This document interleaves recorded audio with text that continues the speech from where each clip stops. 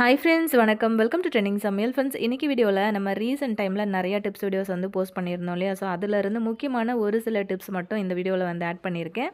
நிறைய பேருக்கு வந்து ரொம்பவே யூஸ்ஃபுல்லான முக்கியமான டிப்ஸ் வரைக்கும் தான் இதில் வந்து சேர்த்துருக்கேன். கண்டிப்பாக வீடியோ வந்து உங்களுக்கு ரொம்ப ரொம்ப யூஸ்ஃபுல்லாக இருக்கும். வீடியோ வந்து ஸ்கிப் பண்ணாமல் பாருங்கள்.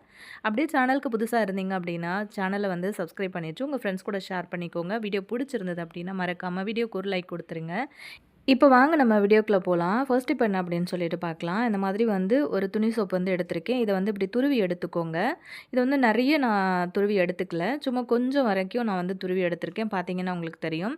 இந்த அளவுக்கு வந்து துருவிக்கலாம். துணி சோப்பு தான் இதுக்காக யூஸ் பண்ணணும் அப்படின்னு கிடையாது.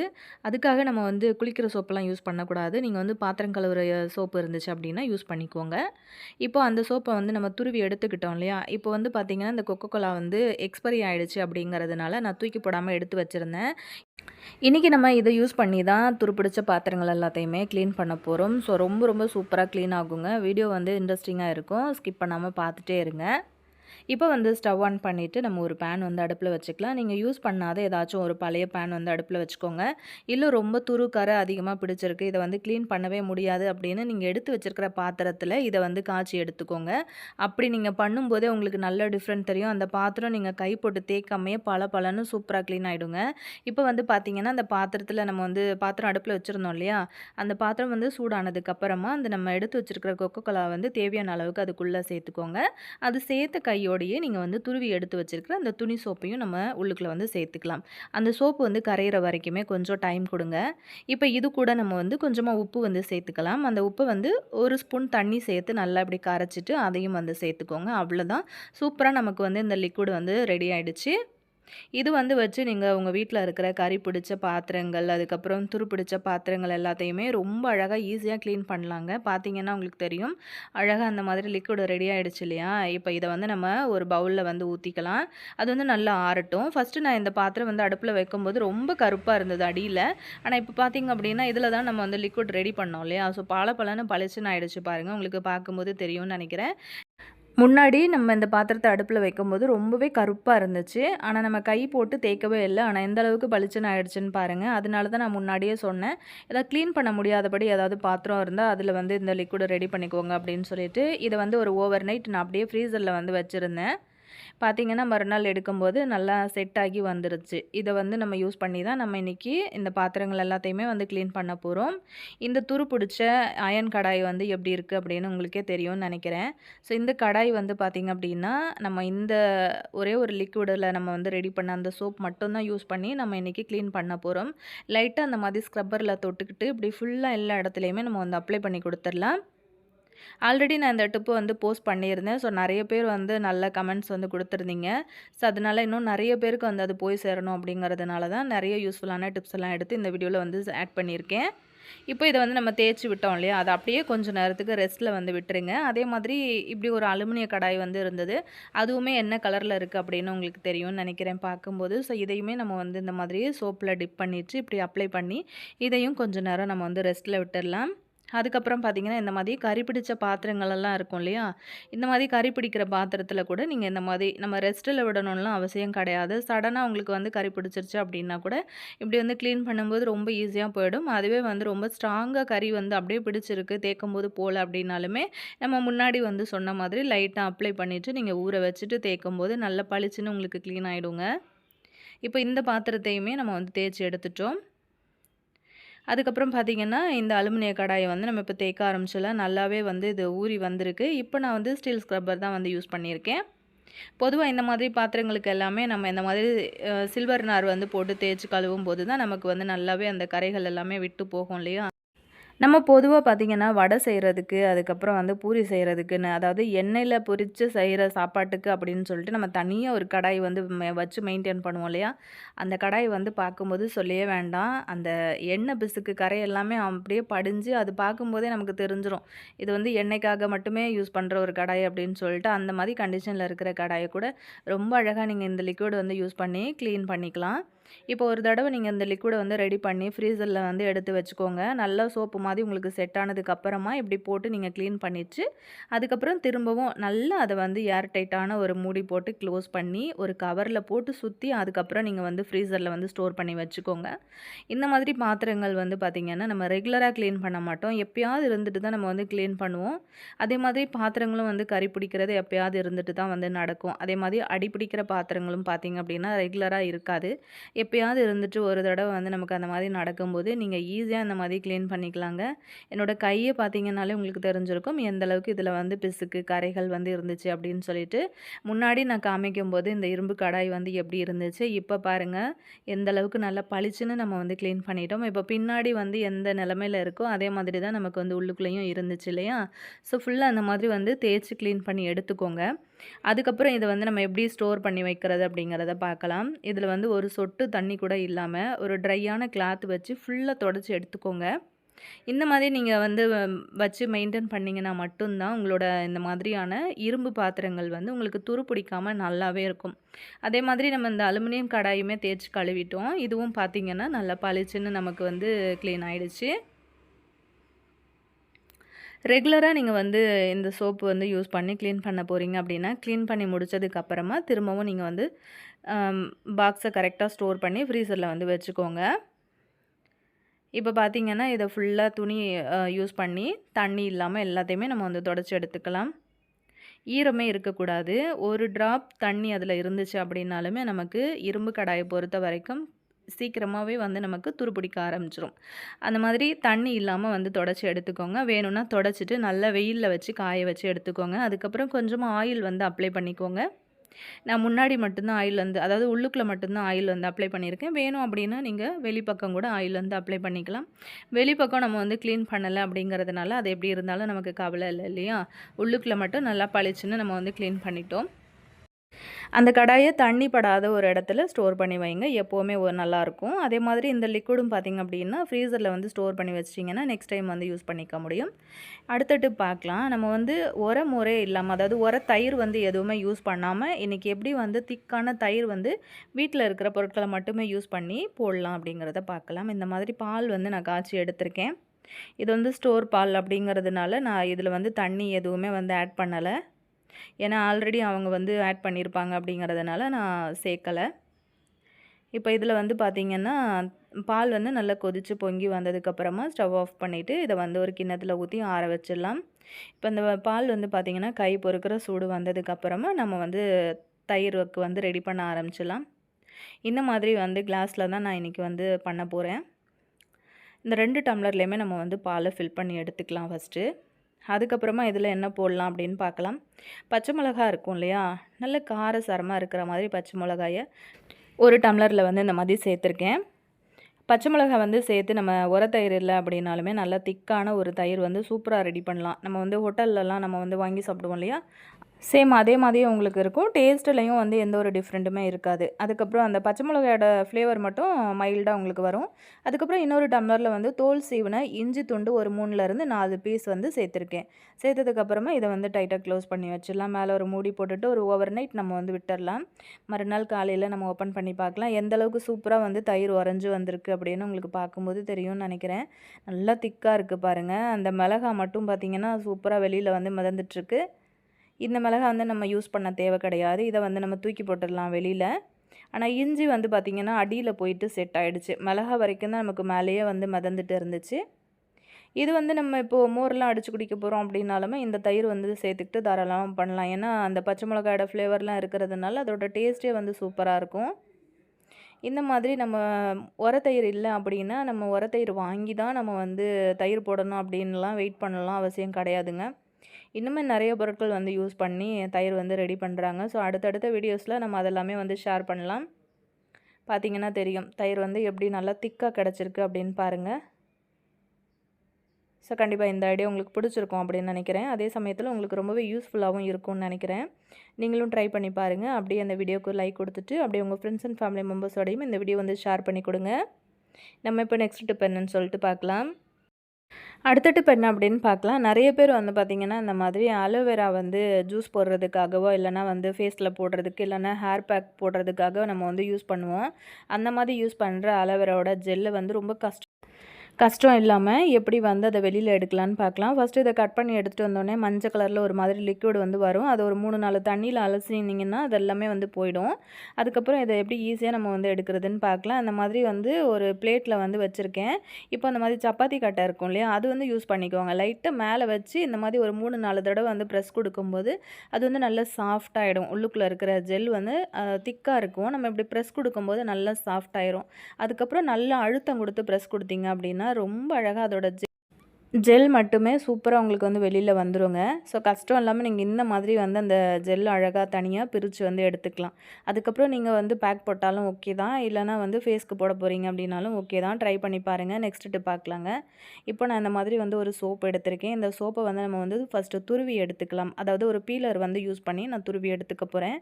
நெறைய துருவ போறது கிடையாது. சும்மா கொஞ்சமா வந்து துருவி எடுத்துக்கலாம். இது எதுக்காக அப்படின்னு பார்த்தீங்கன்னா, இத வந்து இந்த மாதிரி துருவி எடுத்து ஒரு சின்ன டப்பால போட்டு உங்களோட ஹேண்ட் பேக்ல நீங்க வந்து வச்சுக்கிட்டீங்க அப்படின்னா, எப்போ வேணும்னாலுமே நீங்க வந்து ஃபேஸ் வந்து வாஷ் பண்றதுக்கோ, இல்லன்னா ஹேண்ட் வாஷ் பண்றதுக்காகவோ நீங்க வந்து யூஸ் பண்ணிக்கலாம். இப்போ நீங்க வெளிலலாம் போறீங்க, ஆஃபீஸ் போறீங்க, இல்ல காலேஜ் போறீங்க அப்படின்னாலுமே டக்குனு ஃப்ரெஷ் ஆகணும் அப்படின்னும்போது, அழகா நீங்க வந்து இப்படி வந்து யூஸ் பண்ணிக்கலாம். ஒரு சிலர் நினைப்பீங்க, ஃபேஸ் வாஷ் வந்து இதுக்காக யூஸ் பண்ணிக்கலாமே அப்படின்னு சொல்லிட்டு. ஸோ எல்லாருமே அந்த மாதிரி யூஸ் பண்ண மாட்டாங்க. சோப்பே வந்து போட்டு பழக்கப்பட்டவங்க நெறைய பேர் வந்து இருப்பாங்க. அந்த மாதிரி சமயத்தில நமக்கு இது வந்து யூஸ் ஆகும். அது மட்டும் இல்லாம இப்போ நீங்க வந்து ஒரு ஹேண்ட் வாஷ் பண்ண போறீங்க அப்படின்னாலுமே இது ரொம்ப ரொம்ப யூஸ் ஆகுங்க உங்களுக்கு. இப்படி ஒரு குட்டி டப்பால போட்டு எப்பவுமே உங்களோட ஹேண்ட் பேக்ல நீங்க வந்து இத ஸ்டோர் பண்ணி வச்சுக்கிட்டீங்க அப்படின்னா, கண்டிப்பா ரொம்ப ரொம்ப தேவைப்படுற சமயங்கள்ல இது ரொம்பவே உங்களுக்கு வந்து யூஸ்ஃபுல்லா இருக்கும்னு நெனைக்கிறேன். பாருங்க, ஹேண்ட் வாஷ் நான் வந்து பண்ணி காட்டுறேன். ஒரு சின்ன பீஸ் வந்து எடுத்துக்கிட்டு நம்ம வந்து பண்ணோம் அப்படின்னாலுமே நல்லா வந்து நுரைச்சி வருது. இது கண்டிப்பா உங்களுக்கு ரொம்ப ரொம்ப யூஸ்ஃபுல்லான ஒரு டிப்ஸா இருக்கும்னு நெனைக்கிறேன். ட்ரை பண்ணி பாருங்க. அப்படியே வீடியோக்கு ஒரு லைக் குடுங்க. நெக்ஸ்ட் டிப் பார்க்கலாம். நம்ம எப்போவுமே மிளகு சீரகம்லாம் இடிக்கணும் அப்படின்னா, அந்த மாதிரி வந்து இடிகள் வந்து யூஸ் பண்ணி மிளகு சீரகம் எல்லாமே வந்து பொடி பண்ணுவோம் இல்லையா? ஸோ அந்த மாதிரி பொடி பண்ணும்போது, நம்ம இடிக்கும்போதே பார்த்திங்க அப்படின்னா, நிறையா மிளகு, சீரகம் எல்லாமே அங்கங்கே ஃபுல்லாக தெறிக்க ஆரம்பிச்சிரும்.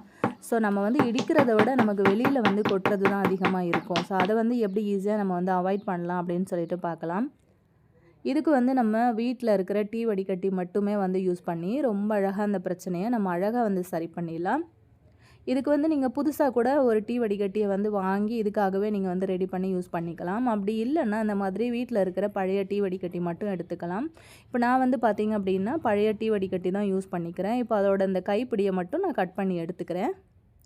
இப்போ பார்த்திங்கன்னா நடுவில் வந்து சின்னதாக ஒரு ரவுண்டு மாதிரி நம்ம வந்து கட் பண்ணி எடுத்துக்க போகிறோம்.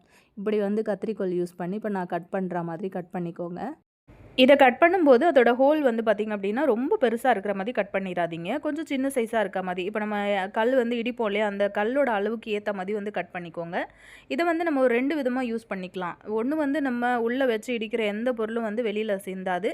அதே மாதிரி ஒரு மூடி மாதிரியும் வந்து உங்களுக்கு இது யூஸ் ஆகும். ஸோ தூக்கி போடுற ஒரு பழைய வடிகட்டியில இவ்ளோ சூப்பரான ஒரு டிப்ஸ ரொம்ப உங்களுக்கு யூஸ்ஃபுல்லா இருக்கும் அப்படின்னு நெனைக்கிறேன். பாருங்க, இந்த மாரி நம்ம இடிப்போம் இல்லையா? இடிக்கும்போதும் எந்த பொருளும் வந்து வெளியில வரல.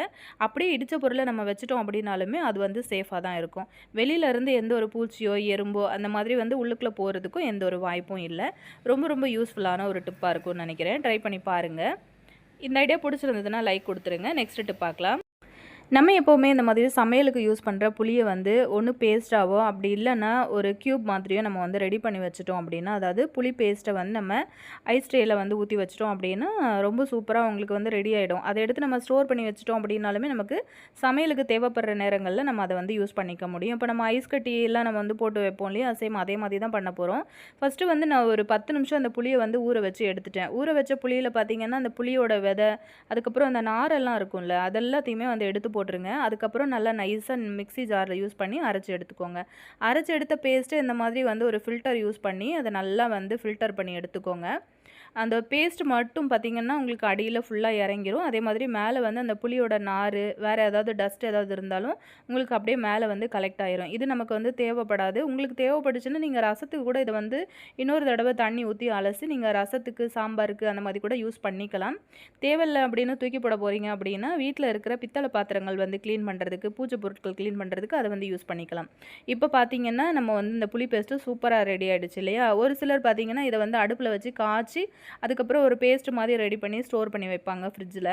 நான் இன்றைக்கி பார்த்திங்கன்னா இந்த மாதிரி வந்து ஒரு மோல்டு யூஸ் பண்ணி இதில் எல்லாத்துலேயுமே வந்து ஊற்றி எடுத்துக்க போகிறேன். இந்த மாதிரி நம்ம போட்டு வச்சுட்டோம் அப்படின்னா நம்ம வந்து குழம்பு தாளிக்கிறோம், இல்லை வந்து ஒரு புளி சாதம் பண்ண போகிறோம், இல்லைன்னா ஒரு கார குழம்போ சாம்பாரோ எதுக்கு தேவைப்பட்டுச்சு அப்படின்னாலுமே நம்ம டக்குன்னு ஒரு 2 கியூப் 3 கியூப் எடுத்து போட்டோம் அப்படின்னா நமக்கு வந்து வேலை முடிஞ்சிடும். சில நேரங்களில் நம்ம வந்து சமைக்கிறதுக்கு நம்ம சமைச்சிட்டு இருக்கும்போது தான் வந்து யோசிப்போம் நம்ம புளி ஊற வைக்கலையே அப்படின்னு சொல்லிட்டு. உடனே நம்ம வந்து ஊற வச்சு சமைக்கிறோம் அப்படின்னாலுமே அந்த புளி வந்து ஃபுல்லாக நமக்கு வந்து அந்த புளி கரைசல் வந்து வராது. ஸோ ரொம்ப டைம் எடுக்கும் அதை வந்து கரைச்சி நம்ம வந்து வடிகட்டி ஊற்றுறதுக்கு. இதே சுடுதண்ணியில் ஊற வச்சோம் அப்படின்னாலும் ஒரு 5 நிமிஷத்தில் டக்குன்னு ஊறிடும். ஆனால் அதுக்கு எல்லாமே வந்து பெஸ்ட்டான ஐடியாவாக நீங்கள் இந்த மாதிரி வந்து ட்ரை பண்ணி பாருங்கள். ஒரு ஓவர் நைட் ஃபுல்லாகவே நான் ஃப்ரீசரில் வந்து வச்சு அப்படியே விட்டுட்டேன். மறுநாள் காலையில் வந்து எடுத்து பார்க்கும்போது ரொம்ப சூப்பராக வந்து செட் ஆகி இருந்துச்சு. இதெல்லாம் வந்து பார்த்திங்கன்னா ஒரு குட்டி குட்டி ப்ரிப்ரேஷன் ஐடியாஸ் அப்படின்னும் சொல்லலாம். நீங்கள் இதை முன்னாடியே வந்து ரெடி பண்ணி வச்சுட்டிங்க அப்படின்னா வேலைக்கு போகிற லேடிஸாக இருக்கிறீங்க அப்படின்னாலுமே உங்களுக்கு ரொம்ப யூஸ்ஃபுல்லாக இருக்கும்னு நினைக்கிறேன். டக்குன்னு ஒரு புளி சாதம் தாளிக்கணும் அப்படின்னு நினச்சிங்கனாலுமே நம்ம வந்து தாளிப்பு போட்ட உடனே ஒரு 3-4 கியூப்பை வந்து எடுத்து போட்டோம் அப்படின்னா ஒரு 5 நிமிஷத்தில் புளி சாதம் சூப்பராக நம்ம வந்து ரெடி பண்ணிடலாம். பார்த்தீங்கன்னா உங்களுக்கு தெரியும், இது எல்லாத்தையுமே அழகாக நம்ம வந்து ஃப்ரீசரில் எடுத்து வச்சு ஸ்டோர் பண்ணிடலாம். அதாவது ஒரு ஏர்டைட்டான கண்டெய்னரில் போட்டு ஸ்டோர் பண்ணி வைங்க. மாதக்கணக்கானாலுமே உங்களுக்கு இது வந்து கெட்டு போகாது. புளி அப்படிங்கிறதுனால நமக்கு இது வந்து கெட்டு போகாது, நல்லாவே இருக்கும். ஸோ தேவைப்படுற நேரங்களில் டக்கு டக்குன்னு நம்ம வந்து எடுத்து யூஸ் பண்ணிக்கலாம்.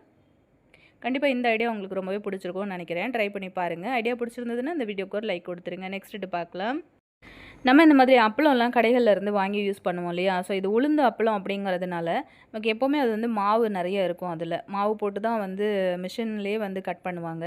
ஸோ அந்த மாதிரி இருக்கும்போது நம்ம வந்து அப்படியே அந்த அப்பளத்தை ஓப்பன் பண்ணி டைரெக்டாக எண்ணெயில் போட்டோம் அப்படின்னா ஒரு 4 அப்பளம் 5 அப்பளம் பொரிச்சோடனே பார்த்தீங்கன்னா அந்த எண்ணெயில் ஒரு மாதிரி ப்ரௌன் கலரில் அந்த மாவெல்லாம் பார்த்தீங்கன்னா அடியில் ஒரு பிசுறு மாதிரி உங்களுக்கு வந்து தங்கிடும். ஸோ திரும்ப நம்ம அதை வந்து ஏதாவது ஒரு ரெசிபிக்காக யூஸ் பண்ணுறோம், குழம்புல போடுறோம் அப்படின்னாலுமே நமக்கு பார்த்தீங்கன்னாலே உங்களுக்கு வந்து அந்த கலரே வந்து சேஞ்ச் ஆகிடும். கருப்பு கருப்பாக அங்கங்கே இருக்கும். ஸோ அதுக்காக தான் எப்போவுமே இந்த மாதிரி அப்பளம் வாங்கிட்டு வந்துட்டிங்க அப்படின்னா உங்களுக்கு நான் கையில் எடுத்து காட்டும் போதே உங்களுக்கு தெரிஞ்சிருக்கும்னு நினைக்கிறேன். சின்னதாக ஒரு டிஷ்யூ வந்து யூஸ் பண்ணிக்கிட்டு அந்த அப்பளத்துக்கு மேலே இருக்கிற அந்த மாவு எல்லாத்தையுமே இப்படி தொடச்சி விட்டுருங்க. நம்ம வாங்குறது வந்து பார்த்திங்கன்னா 1 கட்டோ இல்லை 2 கட்டோ அப்படி தான் நம்ம வந்து வாங்குவோம் இல்லையா? ஸோ ரொம்ப பல்காலாம் நம்ம வந்து வாங்க மாட்டோம். இந்த மாதிரி வாங்குகிற அப்பளத்தை பார்த்திங்கன்னா அந்த மாதிரி டிஷ்யூ வந்து யூஸ் பண்ணிக்கிட்டு இப்படி வந்து தொடச்சி விட்டிங்கன்னா அதில் இருக்கிற மாவு எல்லாமே ரொம்ப ஈஸியாக உங்களுக்கு வந்து ரிமூவ் ஆகிட்டு வந்துடும். அதுக்கப்புறம் நம்ம ஒரு பாக்ஸில் போட்டு வச்சுட்டு நம்ம வந்து யூஸ் பண்ண ஆரம்பித்தோம் அப்படின்னா நம்ம ஒரு கட்டு அப்பளமே பொரிச்சோம் அப்படின்னாலுமே அந்த எண்ணெய் வந்து உங்களுக்கு நல்லா பளிச்சுன்னு இருக்கும். டஸ்ட் ஆகவே ஆகாது. ட்ரை பண்ணி பாருங்கள். நம்ம அடிக்கடி வந்து தோசை அப்படிங்கிறத செஞ்சுட்டே இருப்போம் இல்லையா? அந்த மாதிரி தோசை ஊற்றும்போது சில நேரங்களில் நமக்கு அந்த கல்லில் ஊற்றுற தோசை வந்து சரியாக எழுந்து வராது. அது மட்டும் இல்லாமல் நிறைய பேர் வந்து பார்த்திங்கன்னா வெங்காயத்தை வந்து கட் பண்ணி அந்த தோசை கல்லில் வந்து யூஸ் பண்ணுவாங்க. ஒரு தடவை வந்து நம்ம வெங்காயம் கட் பண்ணி யூஸ் பண்ணோம் அப்படின்னா அதை வந்து ரீயூஸ் பண்ணவே முடியாது. ஆனால் அந்த மாதிரி கத்திரிக்காயோட காம்பு வந்து நீங்கள் இந்த மாதிரி இப்போ நான் கட் பண்ணி எடுத்திருக்கேன் இல்லையா? இப்படி வந்து கட் பண்ணி எடுத்துக்கிட்டு ஒரு சின்ன கிண்ணத்தில் கொஞ்சமாக எண்ணெய் சேர்த்துக்கிட்டு இதை வந்து நீங்கள் தேய்ச்சிட்டு யூஸ் பண்ணிங்க அப்படின்னா தோசையும் உங்களுக்கு நல்லா எழுந்து வரும். அதே மாதிரி உங்களுக்கு கல்லுலேயுமே பார்த்தீங்கன்னா அந்த மாவு வந்து ஒட்டி ஒட்டி உங்களுக்கு பிடிக்காது. நல்லா அழகாக உங்களுக்கு வந்து எழுந்து வரும். இதை வந்து நீங்கள் ரொம்ப நாளுக்கு கூட வந்து வச்சு ரீயூஸ் பண்ணிக்க முடியும். ஆனால் வெங்காயத்தை நம்ம வந்து கட் பண்ணிட்டோம் அப்படின்னா உடனே வந்து யூஸ் பண்ணிடணும். ஏன் அப்படின்னா வெங்காயத்துக்கு வந்து அது பக்கத்தில் இருக்கிற அதை சுற்றி இருக்கிற கிருமிகளை வந்து ஈர்க்கிற தன்மை இருக்கிறதுனால வெங்காயத்தை பொறுத்த வரைக்கும் சமையலுக்கே நம்ம வந்து கட் பண்ணுறோம் அப்படின்னாலுமே ரொம்ப நேரம் அந்த வெங்காயத்தை கட் பண்ணி வெளியில் வைக்கக்கூடாது அப்படின்னு சொல்லுவாங்க. உடனே சமையலுக்கு யூஸ் பண்ணணும்னு. ஸோ கண்டிப்பாக வந்து வெங்காயத்துக்கு பதிலாக நீங்கள் இந்த மாதிரி வந்து யூஸ் பண்ணிக்கோங்க. அப்படி வெங்காயம் வந்து யூஸ் பண்ணுறீங்க அப்படின்னா லாஸ்ட்டு தோசை ஊற்றும்போது அந்த வெங்காயத்தை பொடியாக நறுக்கி அப்படியே வந்து தோசைக்கு மேலே தூவி அப்படியே இறக்கிடுங்க. அப்படி செய்யும்போது நமக்கு அந்த வெங்காயம் வந்து வேஸ்ட் ஆகாமல் உங்களுக்கு வந்து அந்த ஆனியன் தோசை அப்படின்னும் இல்லையா? அந்த மாதிரி சூப்பராக ரெடி பண்ணிடலாம். ஸோ கண்டிப்பாக இந்த ஐடியா உங்களுக்கு ரொம்பவே யூஸ்ஃபுல்லாக இருக்கும்னு நினைக்கிறேன். பிடிச்சிருந்தது அப்படின்னா மறக்காமல் நீங்களுமே வந்து ஒரு தடவை ட்ரை பண்ணி பாருங்கள். இப்போ நம்ம நெக்ஸ்ட் டிப் என்ன அப்படின்னு சொல்லிட்டு பார்க்கலாம். நம்ம வந்து முட்டைலாம் வேக வைப்போம் இல்லையா? அந்த மாதிரி வேக வைக்கும்போது அது என்ன பாத்திரமா இருந்தாலும் சரி ஒரு மாதிரி கலரே சேஞ்ச் ஆகிடும். அலுமினிய பாத்திரம் அப்படின்னாலுமே நமக்கு நல்லா பளிச்சுன்னு கருப்பாகவே வந்து மாறிடும் அடியில். ஸோ அந்த மாதிரி நீங்கள் வந்து முட்டை எந்த பாத்திரத்தில் வேக வச்சாலுமே ஒரு 3-4 எலுமிச்சம்பழ தோல் கொஞ்சமாக உப்பு வந்து சேர்த்துக்கோங்க. இந்த மாதிரி சேர்த்துட்டு தண்ணி வந்து நல்லா தளன்னு கொதிக்கும்போது எடுத்து வச்சுருக்கிற முட்டையை அந்த மாதிரி வந்து சேர்த்து விட்டுருங்க. இந்த மாதிரி எப்போவுமே நீங்கள் வந்து முட்டை வேக வைக்கும்போது எலுமிச்சம்பழ தோல் வந்து சேர்த்துக்கோங்க. இப்படி வந்து நீங்கள் சேர்க்கும்போது பார்த்தீங்கன்னா உங்களுக்கு வந்து அந்த பாத்திரம் வந்து கலர் சேஞ்ச் ஆகவே ஆகாது. பாத்திரத்தோட கலர் உங்களுக்கு மாறாமல் அப்படியே தான் இருக்கும். ஸோ இந்த ஐடியா உங்களுக்கு ரொம்பவே யூஸ்ஃபுல்லான ஒரு ஐடியாவாக இருக்கும்னு நினைக்கிறேன். எப்போவுமே நம்ம வந்து எலுமிச்சம்பழம் வந்து யூஸ் பண்ணுவோம் இல்லையா? அந்த மாதிரி யூஸ் பண்ணுற எலுமிச்சம்பழத்தோட தோலை வந்து தூக்கி போடாமல் எடுத்து வச்சுக்கிட்டிங்க அப்படின்னா நிறைய விஷயத்துக்கு இதை வந்து யூஸ் பண்ணிக்க முடியும். இது எல்லாத்தையும் கொட்டிட்டு நான் அந்த பாத்திரத்த காட்டுறேன் பாருங்கள், எந்த அளவுக்கு நல்லா பளிச்சுன்னு இருக்குது அப்படின்னு சொல்லிட்டு. எப்போவுமே வந்து இது வந்து ஒரு சின்ன டிப்பாக இருந்தாலுமே ரொம்ப ரொம்ப யூஸ்ஃபுல்லான ஒரு டிப்ஸாக இருக்கும்னு நினைக்கிறேன். நிறைய பேருக்கு தெரிஞ்சிருக்கலாம், நிறைய பேருக்கு தெரியாமல் இருந்திருக்கலாம். அப்படியே உங்கள் ஃப்ரெண்ட்ஸ் கூடயும் வந்து இந்த வீடியோ ஷேர் பண்ணி கொடுங்க, அவங்களுக்குமே ரொம்ப யூஸ்ஃபுல்லாக இருக்கும். நம்ம இப்போ நெக்ஸ்ட் டிப் பார்க்கலாம். பாதி கட் பண்ணி யூஸ் பண்ண எலுமிச்சம்பழத்தை நம்ம ஃப்ரிட்ஜில் வந்து ஸ்டோர் பண்ணி வைப்போம். ஒரு மறுநாளோ இல்லைனா 2 நாள் கழிச்சோ வந்து எடுத்து பார்க்கும்போது மேலே பார்த்திங்க அப்படின்னா ஒரு மாதிரி காஞ்சு போயிட்டு ரொம்ப ட்ரையாக இருக்கும். அது வந்து நம்ம சாறு எடுக்கிறோம் அப்படின்னாலுமே சரியாக அந்த சாறுமே வந்து பார்த்திங்கன்னா நமக்கு சரியாக வராது. ஸோ அதுக்காக நம்ம எப்போவுமே அந்த எலுமிச்சம்பழம் வந்து ஃப்ரெஷ்ஷாக இருக்கணும் அப்படின்னா, இப்போ நம்ம ஒரு பாதியை வந்து பிழிஞ்சு எடுத்துருப்போம் இல்லையா, அந்த பாதியை வந்து இப்படி வச்சு சேர்த்துக்கோங்க. ஃப்ரெஷ்ஷாக பிழியாமல் இருக்கிற பாதி கூட இந்த மாதிரி வச்சு சேர்த்துக்கிட்டு, இதுக்கு மேலே வந்து ஒரு ரப்பர் பேண்டு போட்டு சுற்றி அப்படியே நீங்கள் ஃப்ரிட்ஜில் வச்சிட்டிங்க அப்படின்னா, பழம் வந்து உங்களுக்கு நீங்கள் 1 வாரம் கழித்து எடுத்தீங்க அப்படின்னாலுமே நல்லா ஃப்ரெஷ்ஷாகவே இருக்கும். காஞ்சு போகாமல் அப்படியே உங்களுக்கு சூப்பராக இருக்கும். இதே உங்ககிட்ட இப்போ நீங்கள் ரப்பர் பேண்டு போட இஷ்டம் இல்லை அப்படின்னீங்கன்னா, இந்த டூத் பிக் மாதிரி குச்சிங்கெல்லாம் இருக்கும் இல்லையா, அதை கூட நீங்கள் குத்தி அழகாக வச்சு யூஸ் பண்ணிக்கலாம். இப்படியே ஃப்ரிட்ஜில் வச்சிட்டிங்க அப்படின்னா 1 வீக் ஆனாலும் ட்ரை ஆகாமல் நல்லாயிருக்கும். குக்கர் யூஸ் பண்ணுறீங்க அப்படின்னா கண்டிப்பாக இதை வந்து தெரிஞ்சுக்கோங்க. எப்போவுமே நம்ம வந்து குக்கர் வாஷ் பண்ணும்போது நார்மலாக சோப்பு போட்டு தேய்ச்சி கழுவி வாஷ் பண்ணிடுவோம் இல்லையா, ஆனால் எப்போவுமே நீங்கள் வந்து க்ளீன் பண்ணும்போது இந்த இடத்த வந்து ஒரு தடவை நோட் பண்ணிவிட்டு அதுக்கப்புறம் அதை எப்படி க்ளீன் பண்ணுறதுன்னு பார்க்கலாம். இப்போ இந்த இடத்துல வந்து பார்த்திங்கன்னா, இந்த ஹோலில் எங்கேயாவது ஒரு இடத்துல நம்ம வந்து இப்போ குக்கரில் பருப்பெல்லாம் வேக வைப்போம். அந்த மாதிரி வேக வைக்கும்போது நம்ம அந்த விசில் வரும்போது நிறைய அந்த ஃபுட் பார்ட்டிகல்ஸ் கூட நிறைய இது வழியாக வெளியில் வரும். நமக்கு அந்த தண்ணி வந்து லீக் ஆகுது பார்த்திங்களா, அந்த மாதிரி லீக் ஆகும்போது உள்ளுக்குள்ளே போய்ட்டு ஏதாச்சும் உங்களுக்கு வந்து அடைச்சிக்கிட்டு இருந்துச்சு அப்படின்னா, கண்டிப்பாக அதை வந்து நமக்கு சமைக்கும்போது சீக்கிரமாக நமக்கு வந்து விசில் வராது. என்ன தான் ஹை ஃப்ளேமில் நீங்கள் வச்சு சமைச்சிங்க அப்படின்னாலுமே விசில் வந்து சீக்கிரத்தில் வராது, ரொம்ப லேட் ஆகும். அதே மாதிரி அப்படி பண்ணும்போது என்னாகும் அப்படின்னா, நமக்கு கேஸுமே ரொம்ப செலவாகும், அடுப்பு ரொம்ப நேரம் எரிஞ்சிட்ருக்க மாதிரி இருக்கும். அதனால எப்போவுமே இந்த மாதிரி ஒரு தடவை நீங்கள் வந்து உங்களோட குக்கர் மூடியை வந்து க்ளீன் பண்ணி பாருங்கள். ஒரு நூலில் ஊசியை வந்து கோர்த்து இந்த மாதிரி எடுத்திருக்கேன். இந்த மாதிரி அந்த ஹோல் இருக்கு இல்லையா, எல்லா ஹோல்லையுமே இந்த மாதிரி விட்டு அப்படியே வெளி பக்கமாக அந்த மாதிரி பண்ணிங்க அப்படின்னா, உள்ளுக்குள்ளே ஏதாச்சும் ஒரு ஃபுட் பார்ட்டிகல்ஸ் வந்து ஒட்டிக்கிட்டு இருந்துச்சு அப்படின்னாலுமே நமக்கு ரொம்ப ஈஸியாக அது வந்து வெளியில் வந்துடும். இப்படி வந்து செஞ்சோம் அப்படின்னா அதில் அடைப்புகள் இருந்துச்சு அப்படின்னாலுமே உங்களுக்கு வந்து கிளியர் ஆகிடும். அதுக்கப்புறம் நம்ம வந்து சமைக்கும்போது கூட நமக்கு டக்கு டக்குன்னு விசிலும் வந்து வர ஆரம்பிச்சிடும். இப்படி பண்ணும்போது நமக்கு கேஸும் வந்து மிச்சமாகும், சமைக்கிற நேரமும் வந்து ரொம்ப குறைவாகும். ஸோ கண்டிப்பாக இந்த ஐடியா உங்களுக்கு பிடிச்சிருக்கும்னு நினைக்கிறேன். இந்த மாதிரி வந்து க்ளீன் பண்ணினதுக்கப்புறம் கொஞ்சமாக வந்து தண்ணி ஊற்றி நீங்கள் செக் பண்ணி பார்த்தீங்க அப்படின்னா ஒரே ஃப்ளோவில் உங்களுக்கு வந்து தண்ணி கீழே இறங்கி வரும். அந்த மாதிரி வந்துருச்சு அப்படின்னா உங்களுக்கு வந்து இந்த இடத்துல அடைப்பு எதுவும் இல்லாமல் நல்லா க்ளீனாக இருக்குது அப்படின்னு சொல்லிட்டு அர்த்தம். ஸோ கண்டிப்பாக வந்து இதை நீங்கள் ட்ரை பண்ணி பார்த்துட்டு எப்படி இருந்ததுன்னு சொல்லுங்கள். அப்படியே இந்த ஐடியா பிடிச்சிருந்தது அப்படின்னா மறக்காமல் இந்த வீடியோக்கு ஒரு லைக் கொடுத்துட்டு அப்படியே உங்கள் ஃப்ரெண்ட்ஸ் கூட ஷேர் பண்ணிக்கோங்க. நெக்ஸ்ட் டிப் என்ன அப்படின்னு சொல்லிட்டு பார்க்கலாம்.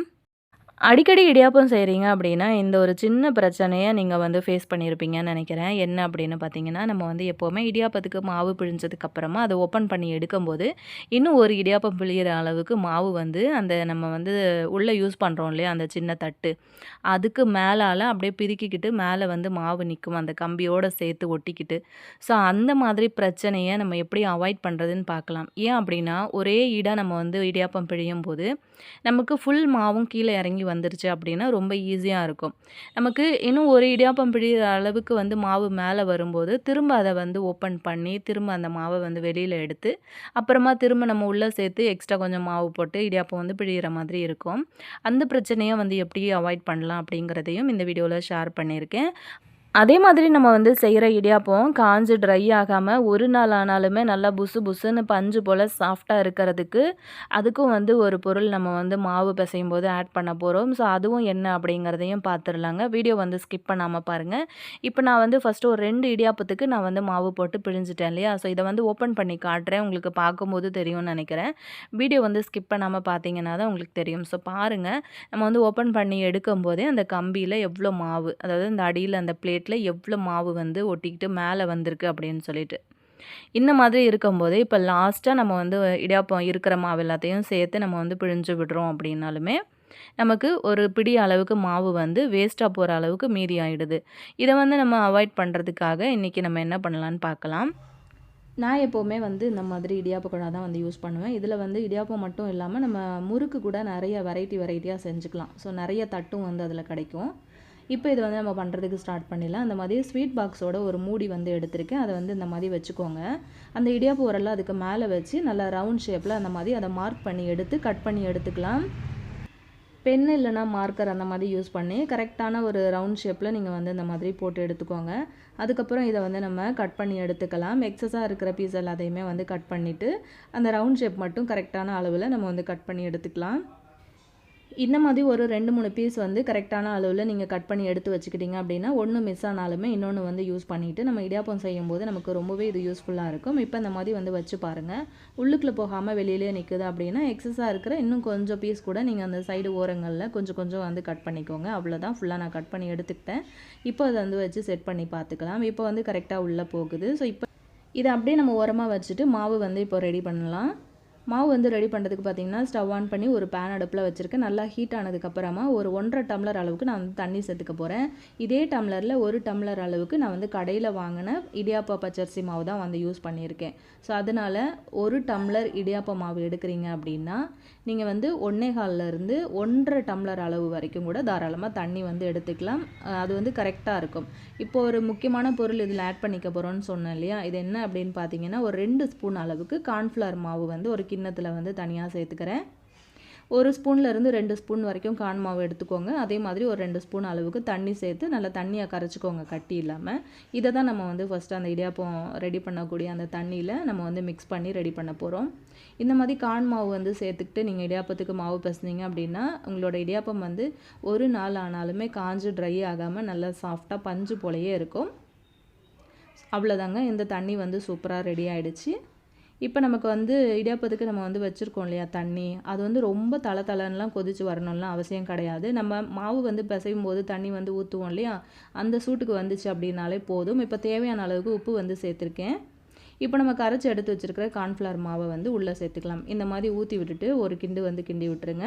அவ்வளோதான். இப்போ வந்து அப்படியே ஸ்டவ் வந்து ஆஃப் பண்ணிவிடுங்க. ஆல்ரெடி தண்ணி வந்து சூடாக தான் இருக்கும். ஸ்டவ் வந்து அப்படியே ஆஃப் பண்ணி விட்டுட்டு இந்த மாவை அப்படியே அந்த தண்ணிக்குள்ளேயே வந்து வச்சு அப்படியே மிக்ஸ் பண்ணிக்கோங்க கரண்டி வச்சு. இந்த மாதிரி மிக்ஸ் பண்ணினதுக்கப்புறமா நீங்கள் வந்து அதாவது நிறைய பேர் வந்து பார்த்திங்க அப்படின்னா அந்த மாவு வந்து சட்டியில் ஒட்டுற அளவுக்குமே போட்டு அதை கிண்டுன்னு கிண்டுவாங்க. அந்த மாதிரி எதுவும் கிண்ட வேண்டாம்.